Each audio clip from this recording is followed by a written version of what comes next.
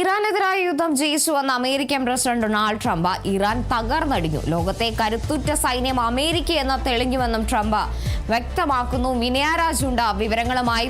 വിനയ, ഒടുവിൽ ട്രംപ് അഭിസംബോധന ചെയ്യുമ്പോൾ നമ്മൾ പ്രതീക്ഷിച്ചിരുന്നത് ഒരു സമാധാനത്തിന്റെ കൊടി വീശുമോ എന്നതാണ്. എന്നാൽ ഇറാനെതിരായ യുദ്ധം ജയിച്ചുവെന്ന ഒരു അവകാശത്തിലേക്ക് ഡൊണാൾഡ് ട്രംപ് കടക്കുന്നു. മറ്റെന്തെല്ലാം കാര്യങ്ങളാണ് ട്രംപ് അവകാശപ്പെടുന്നത്?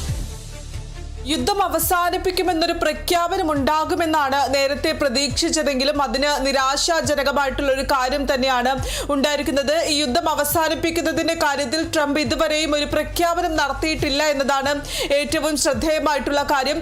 ഈ രാജ്യത്തെ ട്രംപ് അഭിസംബോധന ചെയ്തപ്പോൾ മുതൽ അദ്ദേഹം പറഞ്ഞത് ഇറാൻ തകർന്നടിഞ്ഞുവെന്ന് പറഞ്ഞുകൊണ്ടാണ് ഡൊണാൾഡ് ട്രംപ് രാജ്യത്തെ അഭിസംബോധന ചെയ്തിട്ടുണ്ടായിരുന്നത്.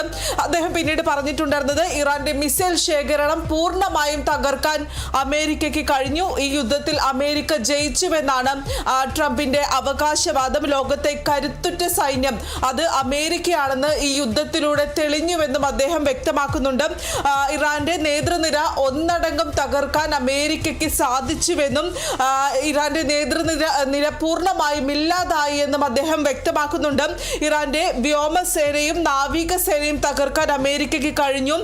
കരാർ നേരത്തെ ഇതുമായി ബന്ധപ്പെട്ട് യുദ്ധം അവസാനിപ്പിക്കുന്നതുമായി ബന്ധപ്പെട്ട് 15 കരാർ അമേരിക്ക മുന്നോട്ട് വെക്കുന്ന ഒരു സാഹചര്യം അടക്കമുണ്ടായിരുന്നു. പക്ഷേ ആ കരാറിലൊന്നും തന്നെ ഇറാൻ പ്രതികരിച്ചില്ല എന്നാണ് അമേരിക്ക വ്യക്തമാക്കുന്നത്.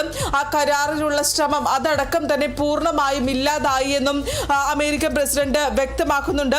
ഇറാന്റെ ആണവായുധം അത് നിർമ്മിക്കാൻ അല്ലെങ്കിൽ ആണവായുധം നിർമ്മിക്കാൻ ഇറാനെ ഇനി അനുവദിക്കില്ല എന്നും അദ്ദേഹം വ്യക്തമാക്കുന്നുണ്ട്. തന്റെ മുന്നേ ഉണ്ടായിരുന്ന പ്രസിഡന്റുമാരടക്കം അവരെല്ലാം തന്നെ നിരസിച്ച അല്ലെങ്കിൽ മറ്റു പ്രസിഡന്റുമാർ ചെയ്യാൻ മടിച്ച കാര്യങ്ങൾ അത് താൻ ചെയ്തുവെന്നാണ് ഇപ്പോൾ ഡൊണാൾഡ് ട്രംപ് വ്യക്തമാക്കുന്നത്. എന്നാൽ യുദ്ധം അവസാനിപ്പിക്കുന്ന കാര്യമൊന്നും തന്നെ ട്രംപിന്റെ ഭാഗത്തു നിന്നും ആ കാര്യത്തിലൊന്നും തന്നെ ഒരു പ്രതികരണം ഉണ്ടായിട്ടില്ല എന്നതും ഏറ്റവും ശ്രദ്ധേയമായിട്ടുള്ള കാര്യം തന്നെയാണ്. ഇറാനിൽ അമേരിക്കയുടെ സ്വാധീനമുള്ള ഭരണത്തെ കൊണ്ടുവരിക എന്നായിരുന്നു അമേരിക്കയുടെ ലക്ഷ്യം. അതിൽ ഇപ്പോഴും ഒരു തൃപ്തി വന്നിട്ടില്ല എന്നതാണ് ഈ ഒരു അഭിസംബോധനയിലൂടെ മനസ്സിലാക്കാൻ സാധിക്കുന്നത്. ഈ ഇറാനെതിരെയുള്ള യുദ്ധത്തിൽ അവരുടെ പരമോന്നത നേതാവായിട്ടുള്ള ആയത്തുള്ള അലി ഖമനേയി അദ്ദേഹത്തെ മാത്രമാണ് കൊല്ലാൻ ഇതുവരെ സാധിച്ചിരിക്കുന്നത്. പക്ഷേ ഈ ഇറാന്റെ പൂർണ്ണമായും തങ്ങളുടെ കൈവശം അല്ലെങ്കിൽ തങ്ങളുടെ കൈക്കൊള്ളയിലാക്കാൻ അമേരിക്കയ്ക്ക് ഇതിനോടകം തന്നെ സാധിച്ചിരിക്കുന്നു. കൂടാതെ തന്നെ മറ്റ് സംഘർഷങ്ങളെ അടക്കം തന്നെ ഇതിൽ അദ്ദേഹം പരാമർശിക്കുന്നുണ്ട്. വെറും 32 ദിവസം ഇറാനെതിരെയുള്ള അമേരിക്കൻ ഇസ്രായേൽ ആക്രമണം അത് തുടങ്ങി 32 ദിവസമായിരിക്കുകയാണ്. വെറും 32 ദിവസം കൊണ്ട് മാത്രം തങ്ങൾക്ക് ഇറാനെ പൂർണ്ണമായും തകർക്കാൻ കഴിഞ്ഞുവെന്നാണ് ഡൊണാൾഡ് ട്രംപിന്റെ അവകാശവാദമായി അദ്ദേഹം പറയുന്നത്. കഴിഞ്ഞ ദിവസം ഇറാൻ പ്രസിഡന്റ് അമേരിക്കൻ ജനതയ്ക്കടക്കം ഒരു തുറന്ന കത്തയക്കുന്ന ഒരു സാഹചര്യം അടക്കം ഉണ്ടായിരുന്നു. ഇന്നിപ്പോൾ അദ്ദേഹം അഭിസംബോധന ചെയ്യുന്നതിന്റെ തലേ ദിവസമാണ് ഒരു തുറന്ന കത്ത് അമേരിക്കൻ ജനതയ്ക്ക് ഈ പ്രസിഡന്റ് അയച്ചിട്ടുണ്ടായിരുന്നത്. അതിൽ പ്രധാനമായും തങ്ങൾക്ക് ഈ ജനങ്ങളോട് യാതൊരു തരത്തിലുള്ള ശത്രുതയില്ല എന്നായിരുന്നു ഇറാൻ പ്രസിഡന്റ് അടക്കം തന്നെ വ്യക്തമാക്കിയിരുന്ന ഒരു കാര്യമെന്ന് പറയുന്നത്. നേരത്തെ ഈ ഒരു വെടിനിർത്തൽ അടക്കം പ്രഖ്യാപിക്കുമുണ്ടാകുമെന്നൊരു സൂചന ഉണ്ടായിരുന്നു.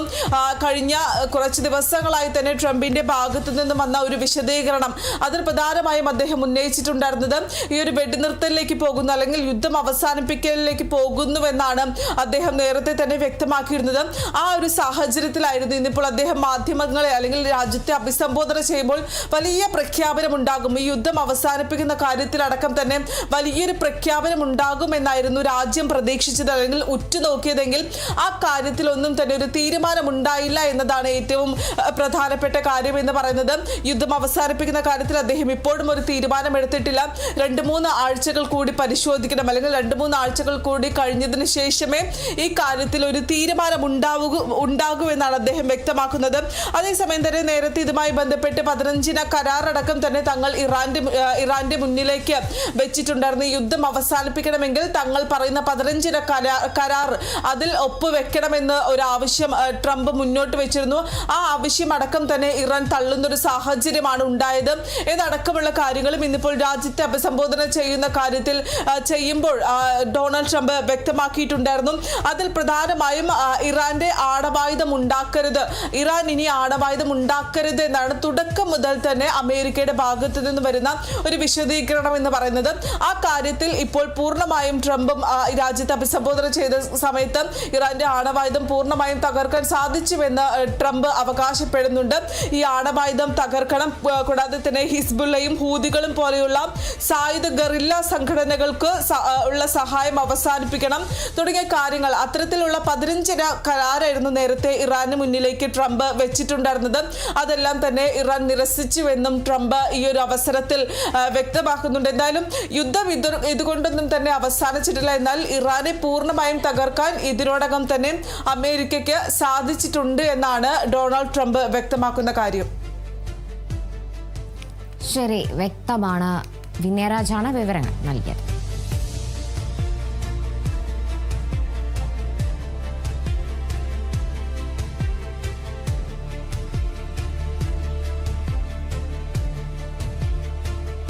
ഇറാനെതിരായ US ഇസ്രായേൽ ആക്രമണത്തിൽ മരണപ്പെട്ടവരുടെ എണ്ണം 5000 കഴിഞ്ഞതായി റിപ്പോർട്ടുകൾ. ഇറാനിൽ ഇതുവരെ 3519 പേർ കൊല്ലപ്പെട്ടതായും ഇതിൽ 244 കുട്ടികൾ ഉൾപ്പെടെ 1598 പേർ സാധാരണക്കാരാണെന്നും US ആസ്ഥാനമായുള്ള മനുഷ്യാവകാശ സംഘടന വ്യക്തമാക്കി. ലബനനിലേക്ക് ഇസ്രായേൽ നടത്തിയ ആക്രമണത്തിൽ 1318 പേർ കൊല്ലപ്പെട്ടതായാണ് റിപ്പോർട്ടുകൾ. ഇതിൽ 124 കുട്ടികളും ഉൾപ്പെടുന്നുണ്ട്. ഇറാഖ് തുറമുഖത്തിന് സമീപം ടാങ്കറുകൾക്ക് നേരെയുണ്ടായ ആക്രമണത്തിൽ 107 പേരുടെ മരണമാണ് ഇറാഖിൽ ഇതുവരെ സ്ഥിരീകരിച്ചിരിക്കുന്നത്. ഇറാനിൽ നിന്നും ലബനിൽ നിന്നും ഇസ്രയേലിലേക്ക് വിക്ഷേപിച്ച മിസൈലുകളിൽ 19 പേർ കൊല്ലപ്പെട്ടതായി ഇസ്രയേൽ ആംബുലൻസ് സർവീസും പറയുന്നുണ്ട്. ഇവയ്ക്ക് പുറമെ പശ്ചിമേഷ്യൻ രാജ്യങ്ങളിലേക്കുള്ള ഇറാന്റെ ആക്രമണത്തിലും നിരവധി മരണങ്ങളാണ് റിപ്പോർട്ട് ചെയ്തിരിക്കുന്നത്. UAE 11, ഖത്തറിൽ 7, കുവൈറ്റിൽ 7, വെസ്റ്റ് ബാങ്കിൽ 4, സിറിയയിൽ 4, ബഹ്റൈനിൽ 2, ഒമാനിൽ 2, സൗദി അറേബ്യയിൽ 2 എന്നിങ്ങനെയാണ് റിപ്പോർട്ടുകൾ ചെയ്തിരിക്കുന്ന മരണങ്ങൾ.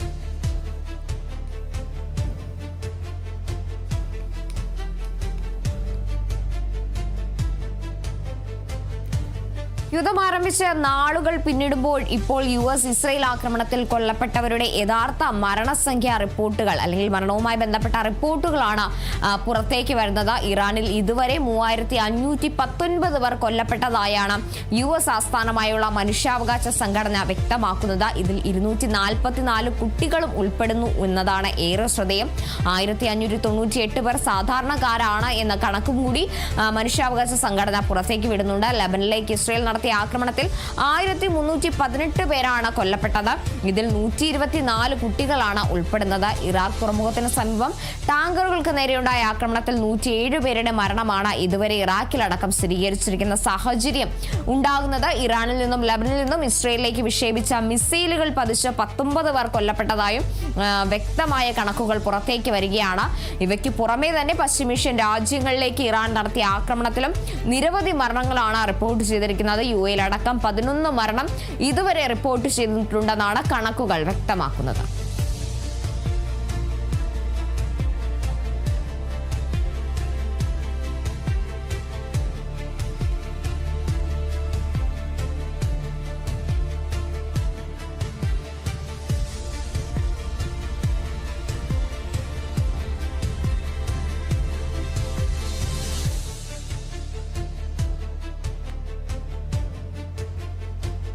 അമേരിക്കൻ ജനതയ്ക്ക് തുറന്ന കത്തുമായി ഇറാൻ പ്രസിഡന്റ് മസൂദ് പെസഷ്കിയാൻ. അമേരിക്കയിലോ യൂറോപ്പിലെയോ ജനങ്ങളോട് ഇറാന് ശത്രുതയില്ലെന്ന് പ്രസിഡന്റ് കത്തിൽ പറയുന്നു.